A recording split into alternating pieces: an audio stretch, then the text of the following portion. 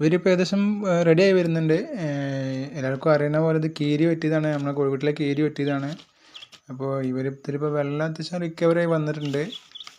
കറുപ്പ് ഇപ്പോഴും വയ്യ. ഇപ്പോൾ അവനൊന്ന് റിക്കവറായി വരുന്നത്, അവന് കുറച്ച് പരിക്ക് കൂടുതലാണ്. വെള്ളമൊക്കെ തീറ്റയൊക്കെ എടുക്കാൻ തുടങ്ങിയിട്ടുണ്ട്.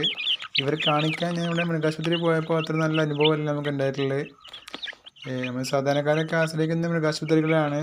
അപ്പോൾ ഞാൻ ഇവിടെ കാണിക്കാൻ പോയപ്പോൾ അങ്ങനെ ഡോക്ടർ ഇല്ലായിരുന്നു, 100% ഡോക്ടർ ഇല്ലായിരുന്നു. എന്നൊരു ഫുള്ള് വീഡിയോ ഞാൻ ചെയ്യാം. എനിക്ക് ഭയങ്കര ഒരു മോശം അനുഭവമാണ് ഉണ്ടായിട്ടുള്ളത്. നമ്മൾ വിചാരിക്കാത്തൊരു അനുഭവമാണ് അവിടുന്ന് എനിക്ക് കിട്ടിയിട്ടുള്ളത്.